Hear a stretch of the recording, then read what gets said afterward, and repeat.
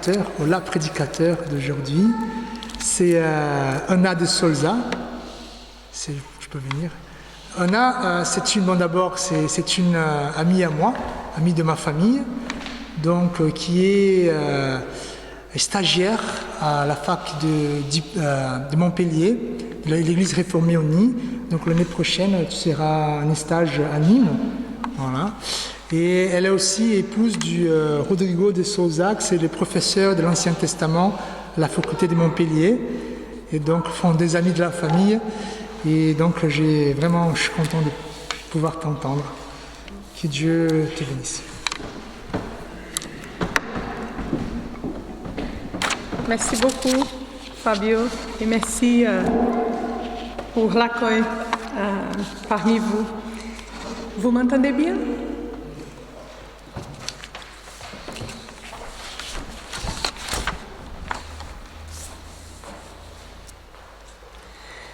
Nous prions Dieu avant de lire les Écritures, afin qu'elles deviennent pour nous paroles de vie. Prions.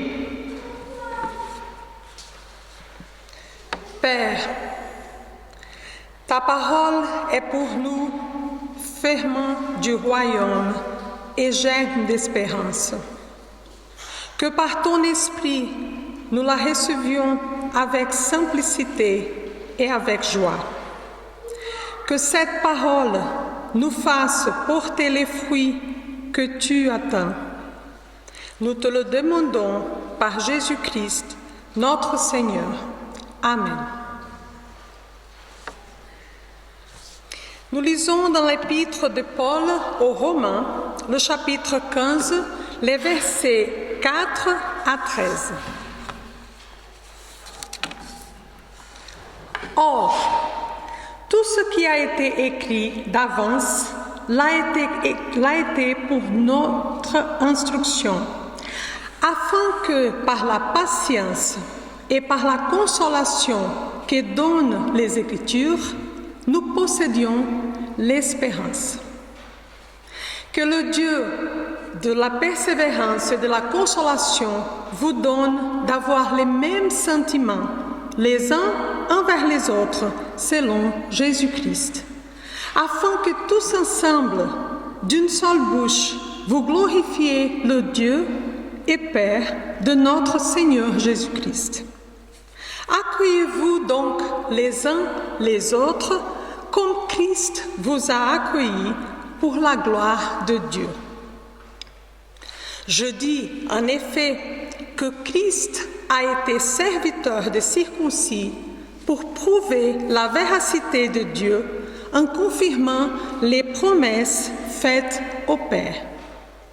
Tandis que les païens glorifient Dieu à cause de sa miséricorde, selon qu'il est écrit, « C'est pourquoi je te loue parmi les nations, et je chanterai à la gloire de ton nom. » Il est dit encore, « Nations, réjouissez-vous avec son peuple. » Et encore, « Louez le Seigneur, vous toutes les nations, célébrez-le, vous tous les peuples. » Ésaïe dit aussi, « Il sortira d'Ésaïe un rejeton qui se lèvera pour régner sur les nations. Les nations espéreront en lui. » Que le Dieu de l'espérance vous remplisse de toute joie et de toute paix dans la foi, pour que vous abondiez en espérance par la puissance du Saint-Esprit. Amen. Et nous chantons « Cherchez d'abord le royaume de Dieu ». C'est le numéro 181.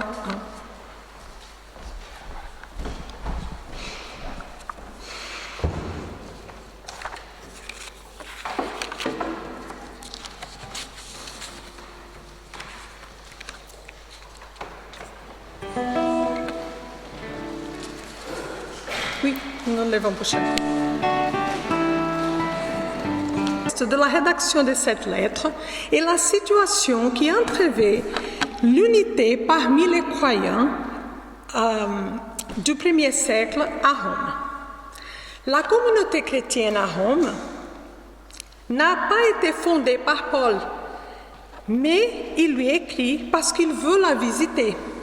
En fait, il cherchait une base pour sa mission en Espagne et Rome lui semblait le lieu idéal. Avec sa demande d'accueil, il expose son évangile pour que la communauté puisse comprendre dans quelle cause elle s'engage. Son message apporte aussi plusieurs implications pratiques pour leur vie commune. Dans le premier chapitre qui précède notre passage, Paul aborde les querelles sur les lois alimentaires et l'observance du Shabbat, des points de discorde importants entre juifs et non-juifs. Mais cela ne surprend guère, étant donné les défis auxquels la communauté était confrontée dès ses débuts avec les premiers chrétiens arrivés de Jérusalem. Ils avaient déjà connu des troubles concernant la messianité du Christ. À la suite de l'intervention des autorités, leurs dirigeants avaient dû quitter la ville. Bien qu'ils soient revenus plus tard, la communauté avait considérablement changé. Elle s'était dissociée des synagogues juives pour former une communauté clandestine, se rassemblant désormais dans des maisons. En ce temps d'incertitude sociale, il est normal que les désaccords internes au sein de la communauté soient exacerbés. Paul les interprète comme un manque d'accueil mutuel. Il leur montre ainsi qu'il est important pour repenser leur situation de se rappeler une chose, le don de l'accueil de Dieu. Les conflits d'opinion amènent la communauté à oublier que la foi chrétienne relève d'un don. Dieu est celui qui donne toutes choses et qui accueille chacune et chacun, non pas en fonction de leurs propres qualités, leur sagesse ou leur bonne conduite. Mais quand Dieu vient à nous, il vient pour nous recevoir tels que nous sommes. C'est pour cela que dans le chapitre 14, Paul affirme que les chrétiens doivent s'accueillir mutuellement parce qu'ils ont été accueillis par Dieu. Paul ajoute, comme aussi Christ vous a accueillis. Cette progression dans l'argumentation paulinienne, subtile mais pleine de force, qui commence par l'accueil de Dieu et va jusqu'à l'accueil du Christ, prépare les auditeurs à entendre la suite. Christ est devenu serviteur de la circoncision pour les Juifs et pour les non-Juifs. Christ est présenté comme celui qui accueille et qui est aussi l'exemple à suivre. C'est lui qui est devenu serviteur de la circoncision afin de confirmer la promesse faite au Père, selon laquelle toutes les familles de la terre seraient bénies en Abraham, et aussi afin que les nations puissent glorifier Dieu pour sa miséricorde. Cette miséricorde de Dieu est conjointe à la vérité de sa parole, puisqu'il réalise ce qu'il a promis. La force de cette déclaration déborde dans la louange avec les paroles des Écritures. « Je te louerai parmi les nations et je chanterai ton nom. » Ou encore « Louez le Seigneur, toutes les nations, célébrez-le, tous les peuples. » Rendre gloire à Dieu pour sa miséricorde est la réponse attendue à un don si grand. Mais elle n'est pas la seule réponse possible, selon notre passage. Car celui qui est accueilli par Dieu et par son Fils Jésus-Christ est appelé lui aussi à accueillir son prochain. Les chrétiens à Rome tentaient chacun selon leurs propres perspectives et critères, d'établir des conditions pour définir ce que signifiait être un chrétien. Certains avaient conclu que cela était en fin de compte déterminé par leur capacité à suivre les lois, tandis que d'autres pensaient que cela dépendait de leur capacité à vivre sans les observer. Et c'est là que le message de l'apôtre Paul vient renverser leur raisonnement, car il affirme que Dieu manifeste sa gloire à tous, juifs et non-juifs, faisant des êtres humains des participants de sa gloire, non en raison de leur propre qualité, mais parce qu'ils sont tous les récipients de la miséricorde divine. Or, celui qui place sa confiance en Dieu vit de ce don. Dans cet accueil, tout est donné: la persévérance, la consolation, l'espérance et même la joie et la paix pour se confier à Dieu. Si telle est la réalité pour chaque chrétien individuellement, elle ne diffère pas sur le plan collectif, vu qu'ils sont tous membres d'un même corps. Dieu est la source et l'agent de la persévérance, de la consolation et de l'espérance. Et c'est lui aussi qui donne à la communauté un sentiment commun selon Jésus-Christ. La communion entre frères et sœurs est donc un don de Dieu. Cette unité ne veut pas dire penser la même chose, ni abolir toute différence, mais tous sont appelés à vivre la vie chrétienne en harmonie, sans jugement et dans l'accueil les uns des autres. Réfléchir à cette réalité de nos divisions et conflits, c'est réfléchir à notre condition humaine. Parfois, nous avons tendance à oublier qu'après tout, nous ne sommes que des humains. Ici, Paul s'adresse à l'humain dans son être le plus intime, là où il désire non pas être uni à Dieu, mais prendre sa place. Le témoignage de l'apôtre Paul vient nous rappeler notre humanité dans nos relations. Nous sommes aimés de Dieu, certes, mais cela ne fait pas de nous des dieux, même pas des demi-dieux, et alors nous sommes confrontés à notre finitude.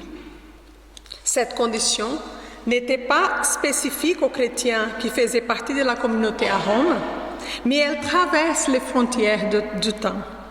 Et voici, aujourd'hui, nous nous interrogeons, et parfois même dans l'angoisse, face à cette condition humaine qui se manifeste dans nos relations.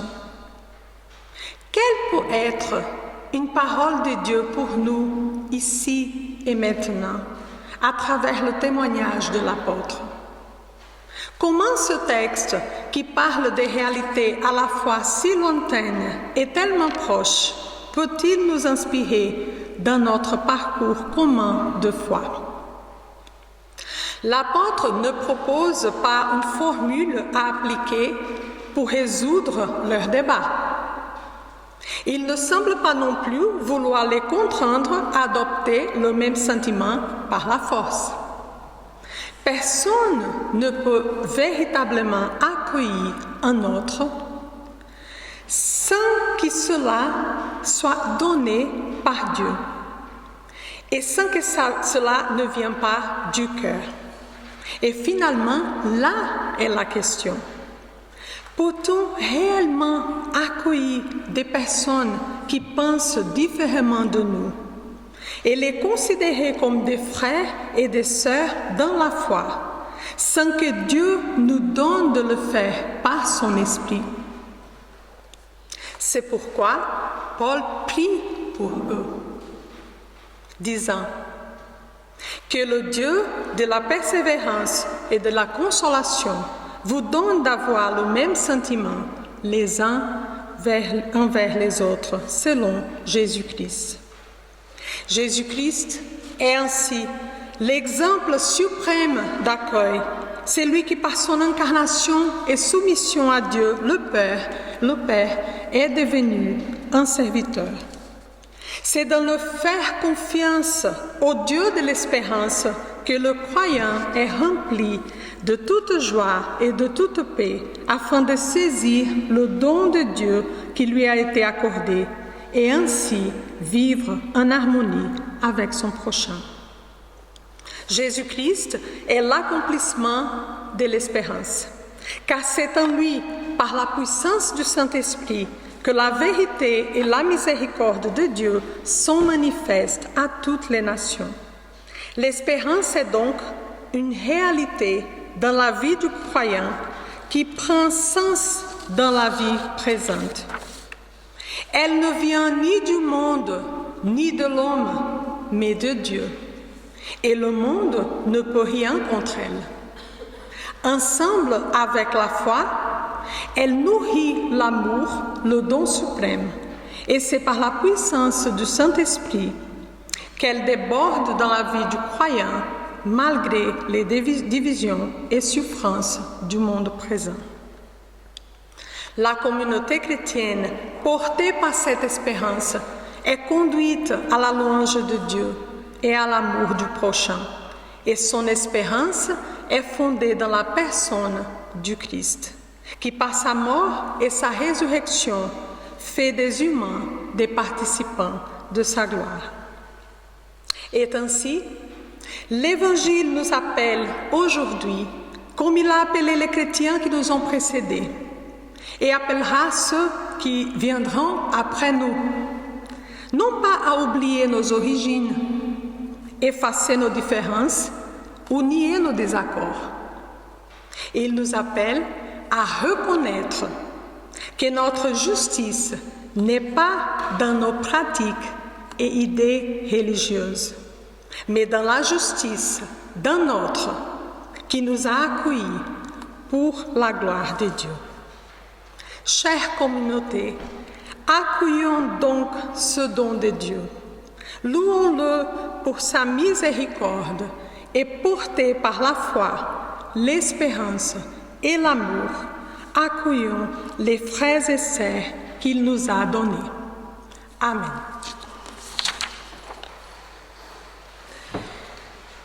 Que le Dieu de l'espérance vous remplisse de toute joie et de toute paix dans la foi, pour que vous abondiez en espérance par la puissance du Saint-Esprit. Et que la grâce de notre Seigneur Jésus-Christ, l'amour de Dieu notre Père et la communion du Saint-Esprit soient avec vous aujourd'hui et pour toujours. Amen. Et nous chantons